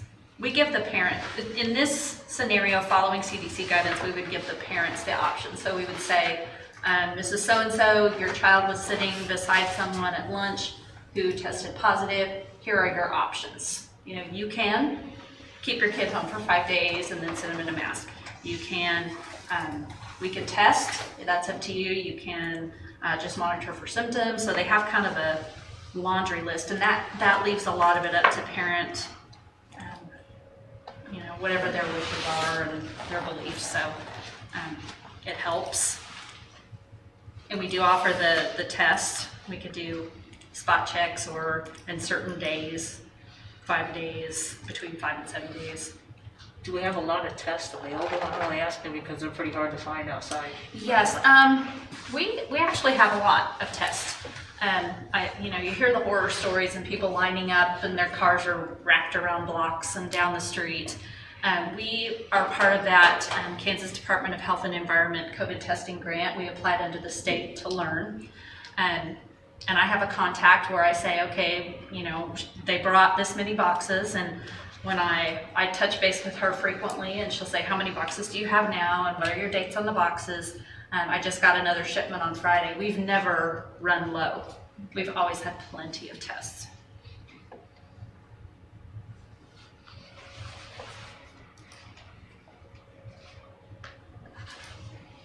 I mean, I guess I'm still questioning if the CDC guidelines change. Does our policy, I mean, do we need to just adopt the new CDC guidelines so that they're in line with our policy, or sort of consistent? Or does our policy just refer back to the CDC? So with their change, we're automatically already changed. I don't know. I feel like that's a good thing to do, to adopt CDC guidelines, because I'm not sure that that's how ours work. I don't know. Yeah, I didn't. I didn't pull it out and compare. I just, Because I'm confident it might change again, based on the last year and a half. I mean, I know we can't win, I know that, but I'm just trying to be, I guess, as accurate as possible, or consistent. Yeah. What percentage of students who are quarantined actually test positive? Do we know that? We've not, I don't know an exact number. I think the ones Likely, who, unlikely? the ones who end up possibly testing positive are almost always family members, the household contacts, but not all household contacts test positive. So it's kind of a mix. I've not done a, It's typically the ones that, since we began this, the ones that were quarantined due to school setting, very few of them tested positive. Like Tanya said, your higher percentage is the household contact, which is why we're treating household contacts differently. It's very difficult for if one person in the house, unless you're the Overmiller family, if the one person in the house, most of them always Except test for the positive. kids, oh, God. They're all over that. I don't know if our nurses have calculated that at all. Well, that's why I'm thinking of the 4% that's combined with quarantine and positive. If it's not likely that if you're quarantined that you actually test positive, then why are we combining those two numbers to make that 4%? Well, and it sounds like right now the only quarantine people are going to be household contacts. Yeah, that's true. Yes. The guy was right. Quarantine numbers, direct contact numbers are gonna be going down relative to what they were prior to Monday. Now, according to what the paper here, the only thing is that if they choose to come back, if they were a close contact, they're only required just to wear a mask for the next 10 days. Is that correct? That's really the only The thing. household member, if For they, a close contact, not of the household, not of the household. or for potential contacts from school. Right, so if you just have possibly been a close contact at school, you can just keep coming to school and wear a mask. Yeah, even, so that would, if you're mask mandatory, basically nothing different. Right. If you're mask optional, then it would just be the potential for the classroom, like TES would be the classroom, would be. I mean, I think initially there was concern if so many people were out, the health department was involved, they were gonna close the school, so we needed to do what we can to keep the school open. I mean, Well, there was that, I mean, and just, we can't effectively educate students remote for a yeah, right. large population. So we had to try to, I mean, it was a different quarantine rule. I mean, and I guess the way I understood some of these changes in the county being involved that are, I mean, even though there's a spike right now, that our numbers will probably not necessarily be that. I mean, I don't have a huge problem with the 4%, I guess, calculated with both still, but, I think given the fact that the quarantine numbers will likely go down, keeping the rules as they exist today are likely going to be somewhat looser without changing anything. Right. And so I think if you want to go looser yet, maybe we do, but it seems like the threshold is going to come down just based on what the county did. It's going to be harder to get to 4% now than it was 2 weeks ago. Right, because the quarantine, if you're only quarantining household contacts, that'll drive the quarantine number down low at that point. It's not gonna matter a whole lot whether you're counting it or not.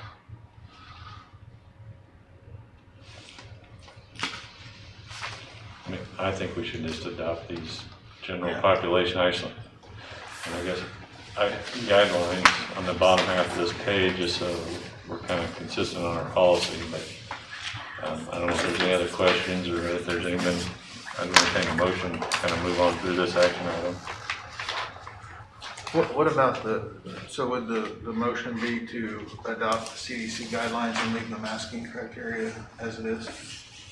You make a motion, I mean, I'm good with that. Well, before you do that, let's make sure what you mean by that. So the masking criteria is The 4%. 4% the same as far as the thresholds and mask optional versus mask mandatory. Is that what you mean? That's what I meant. Okay, all right, I just want to make sure. Go ahead. So, I don't have it in front of me, but so did you say that it is per building, but because we had 2 buildings, then we went to 1? Or because we had 2 buildings that were over 4%, then we just did it district-wide? But the policy reads that we can do it per building. It doesn't really, I don't know that we ever specified building or district-wide. I think we talked about both, but I mean, I wouldn't make the high school wear masks if only the elementary had a spike. So I just wanted. Based on superintendent's recommendation. Yeah, On that because, particular item. yes, because the high school and the elementary were both above 4%. I just think the policy should read that it should be per building. And I understand what you're saying, why it was included, but it just makes more sense to me that it's per building, but I don't know, maybe I'm wrong.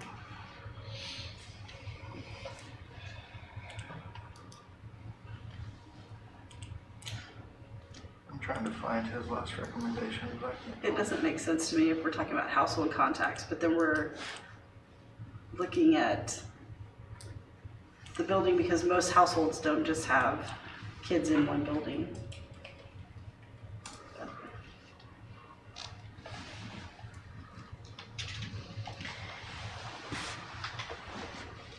I mean, I think we have an outstanding thing for 2 weeks. I mean, worst case, if it doesn't come down, it's like puts it at 2 more weeks is what we're, I mean, and we're at our February meeting, but I mean, it seems like some of these rules are loosening up. It shouldn't take a whole lot to Especially get it below the 4%. number, that quarantine number is going to drop here soon. Am I right with that? Given that it's 5-day quarantine, our quarantines went up. However, with the Leavenworth County Health Department, that number, you know, it's dependent on Omicron, I think, but, you know. We're already at the high school down to what, Tanya? I think you were at 24, so you were just under the 4%. I was thinking today, before we were 26, now I think we were 17. Positive and? I think so, but Okay. meaning when it's a 5-day turnaround, things can change quickly. Yeah. Either direction. I mean, we could analyze this, split hairs and do a whole bunch of things.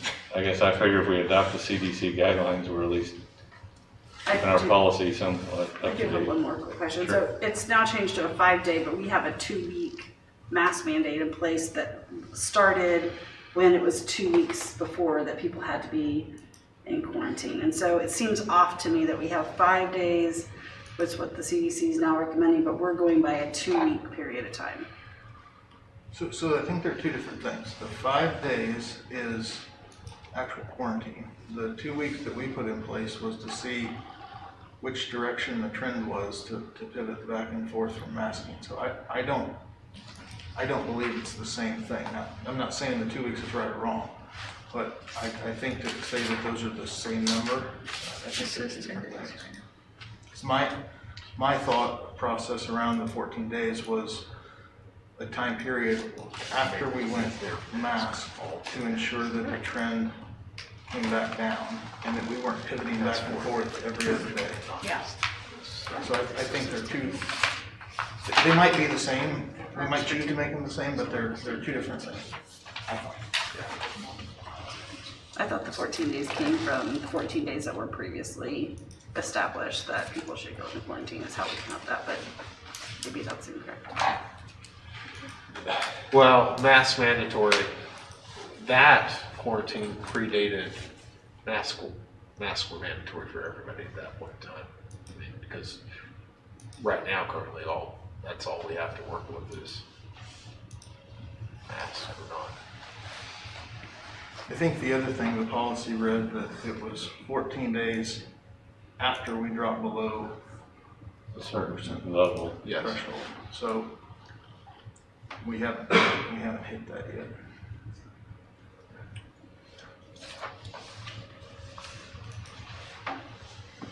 I make a motion for consideration if that's okay, Jim. Yep, you can go right ahead. So I would move that we adopt the CDC guidelines as general policy, and that we continue with the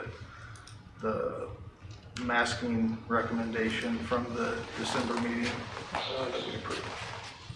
Is there a second? I second it. All in favor of the motion, please raise your right hand. Chris? Aye. All right, motion carried unanimously. Audra? I don't think you got everybody to talk. All right, let's move on to something else here. Sorry, I'm wore out on that. Beatty sound system, I think we had kind of all the details from Cody, and maybe a little bit of discussion on the board, motion on kind of what we want, and where we go. I mean, I guess maybe the only comment I might have just asked Lauren, I mean, budget-wise, I mean, I guess we... Right. Cody recommended the 500 system, and I think was that 32? 36, I believe. 36. It would come out of capital outlay, and we're in a position to do that. Any comments? So I would support Cody's recommendation of the 500. It's an incredible system that I think would service us for many years at Beatty Field. Comments from the board? I can tell you're getting ready to say something, so I'll let you go.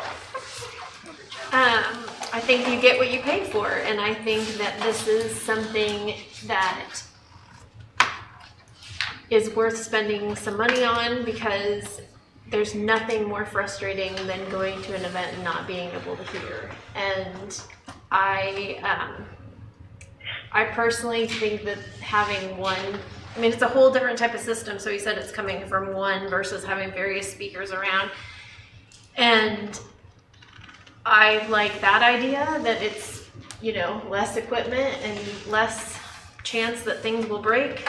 And I like the reputation of the company. I like that it sounded like they did a thorough and like vetting of everything, going to Oak Park and going to, you know, having them come here and all of that.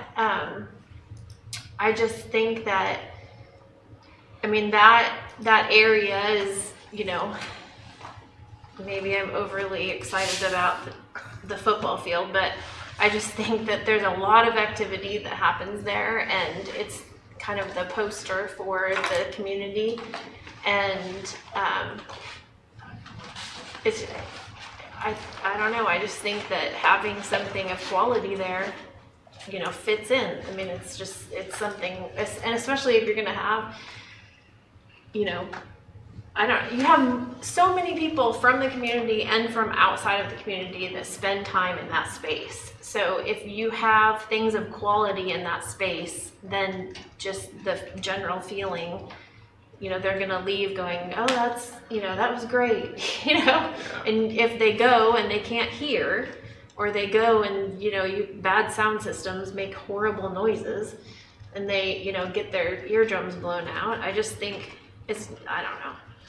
So I think it's worth spending money and getting a quality system, so I would go with his recommendation.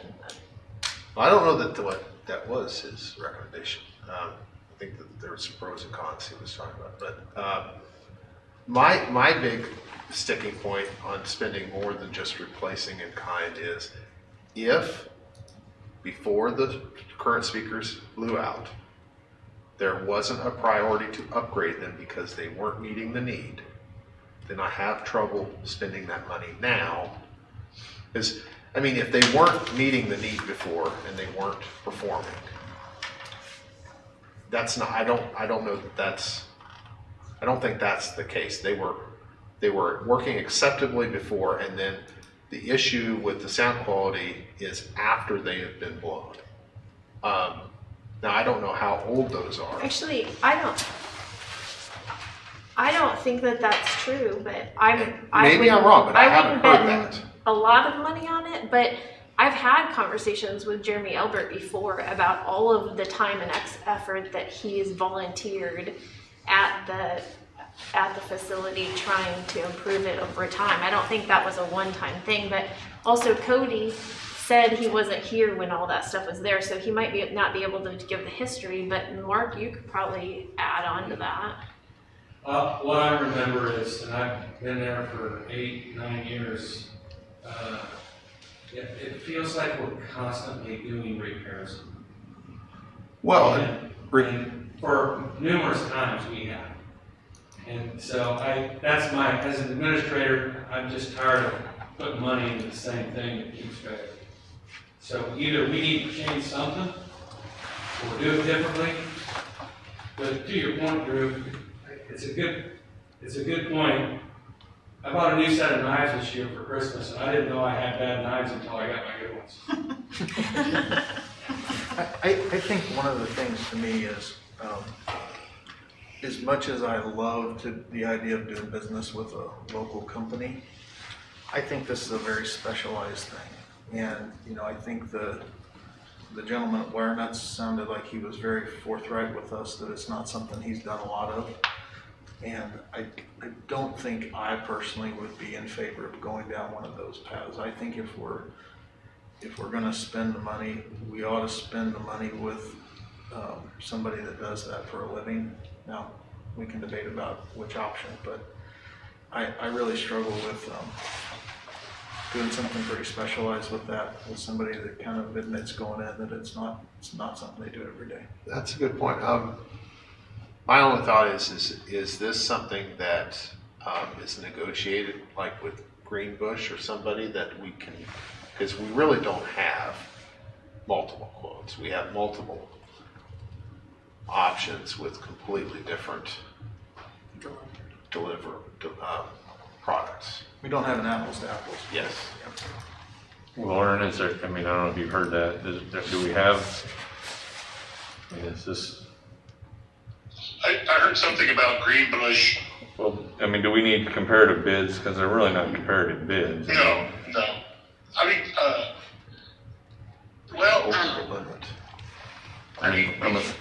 Comparative bids, I guess. It sounds like everyone's interested in the 500 system, as long as we know that we're getting a competitive price. Well, there's rules. I assure you that Daktronics is the best at what they do, and which is the sound system. I'm thoroughly impressed with them. I think we're getting a good value. I think even Mark, I can't remember if it was Mark or Cody, had talked to Wirenuts about the price, and they said it sounded good to them. So I don't know what that's worth. What I don't know is whether any of that meets our obligations for the process. That's my Chris wants to say something, sorry. Go ahead, Chris. Go ahead. No. So my concern is I don't have anything to gauge whether Daktronics is exceptional or not in the industry. I don't think Contingency needs to be Washburn, KU, in my opinion. I think we need sufficient. The thing that concerns me about spending $36,000 with them is this has been an ongoing problem for us with maybe mediocre to poor equipment.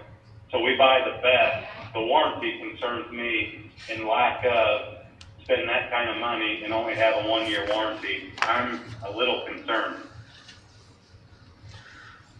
I would feel much better if we had at least one, if not two more apples to apples bids and go a little deeper on the warranty and come back and talk about it in February. Lauren, did you hear that? No, I couldn't hear Drew. Well, it was Justin. I mean, Okay. trying to get some apples to apples comparison and see what our options are in this warranty, as Chris noted. I think we're all interested. I know time is always of an essence, but I kind of have some of Drew's concerns about, we have to get the competitive bids of kind of like items. I don't know if we really have like items. If everybody else no bids it, then. Is Cody still there? No. Okay. Mark is. Mark is, but, I think we might just table this unless there's. Are you there? Yeah, I'm listening. What are you preferring us to do to get more bids? Making sure a process, I guess, to make sure that one complies with the state requirements that we have to do for bidding out these things. Okay. Whether that's either through one of those, I don't know what that was, it was through Greenbush or whatever company it was where they qualifies for that state bid list or some apples to apples type deal. Or even to comparative products from companies and they send us a letter saying that they're choosing not to bid. We went through the effort. I agree. Did you hear that? Not quite, no. Well, we can follow up on that. I think at this time, I just move that we table this item to the February meeting and try to get additional bids. Second. Okay. It's been moved and seconded. All in favor, please raise your right hand. Chris? Aye. All right, motion carried. 5.4, the change order limits. I believe Aaron went over this. I think it kind of came clear there when we hit the 250 and then we still have part of this project left. And I guess my thought would be we continue with the same process we had. That seemed to work. We're going to monthly review of all the items. Give Lauren the leeway to kind of keep the project moving. We're currently. Well, I did some quick math and we're at 65% complete right now, and we've done 250 on our last one was 250. That covered us 65%, and right now it'd be 135,000 to have the same ratio for change orders. 20,000 limit per time, 150,000 max, or 130 or 135 total, and then that would be the same ratio for the project. we're also running into the side with the most difficulty too.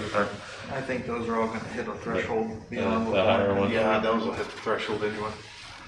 I guess I'd entertain the motion from the board on this topic. I move that we increase Lauren's approval for cumulative change order amounts by the amount of $135,000. Is that an adequate motion, Audra? Okay. And 20,000 per. Yes, and maintaining the $20,000 per limit. I second it. It's been moved and seconded. Any discussion? Not. All in favor, raise your right hand. Chris? Aye. Motion carried. Okay, 5.5 was an addition to the agenda, the March meeting. I don't know if people have calendars available. March, the meeting is scheduled for the 14th. I don't know if you want the 7th would be the first, or we want the 21st when we get back. But I would assume we want to move our meeting some manner. As a point of order, we've already posted on the school website that it's the 7th. So. It is? Yeah. Or is that an outdated post? I don't know. Andrea, have you noticed that? It says 2022. Well, do we want to just update it? Because Audra was going to make sure the calendar was up to date and send out notices to everyone that gets board information on a regular basis, because we do have to publicize this. I would move that we make the March board meeting March 7th, which aligns to what's on the website, and publish it as such. Or second? I second it. All in favor, or any discussion? Raise your right hand if you're in favor. Chris? Aye. All right, got that on there? Yeah. All right, last item, action item 5.6 for the clay, I don't know, trap shooting team. You know, again, I 100% support this. I just think if we haven't, maybe just, even though a lot of schools have already done it, make sure we run it by KSB just to make sure there's nothing. And I approve that contingent upon, on that clarification. I don't know if there was any other concerns anyone had. Anyone? I move that we allow the club team to use the school's name for the Kansas Clay Target Association, pending a review by KSB. I second. Second, all in favor, raise your right hand. Chris? Aye. All right, motion carried. Thanks for staying, Lisa. All right, at this time, I think we need to adjourn into executive session for a couple items. Can we take a? Sure, let's do that. We'll build that in. How about we do that? What time is it? What do you need? I would move that we adjourn into executive session for 30 minutes, beginning at 8:08. We'll go 8:09 for you, Drew. Okay. And that would be for the board alone at this point in time. Is there a second? Oh, then the purpose of the meeting is to protect the privacy and interests of an identifiable, a non-elected personnel, to protect the privacy interests of an identifiable individual. Is there a second? Second. Been seconded, all in favor, please raise your right hand. Chris? Aye. And Chris will join us in the meeting by phone.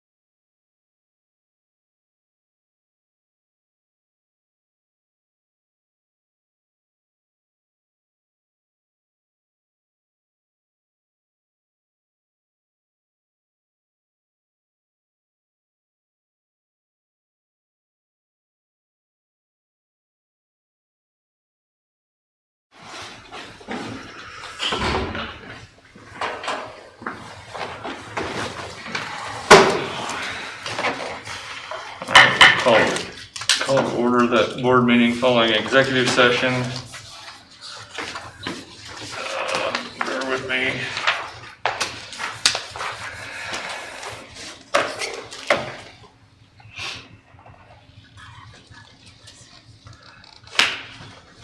At this time, I move that we extend the contract for Mark Farrar, Cody Whitty, Kelly Hoops, Casey Brown, Ashley Ulrich, Chuck Mahan, Calista Blazo, Chris Henry, and Tanya Phillips for one additional year.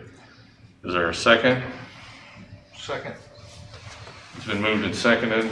Any discussion? If not, all in favor, raise your right hand. Chris? Aye. Aye, motion carried unanimously.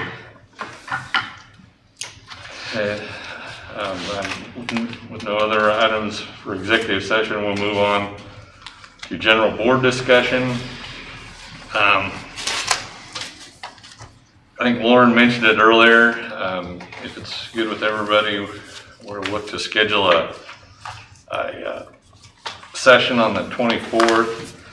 I think one of the main topics will be the alternative school, discuss kind of some plans and things that have been discussed by the administrative team.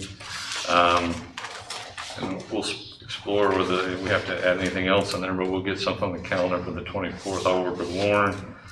And there's the public tour of the school in February. And with Drew's reminder, I'll work with Lauren to get on that mission vision thing in KSB. At this point, I don't have any other news with anything with the city, but we'll see how that progresses. So that's all the announcements or any upcoming items that I have. Anything from anyone else? If not, meeting adjourned. Thank you, guys.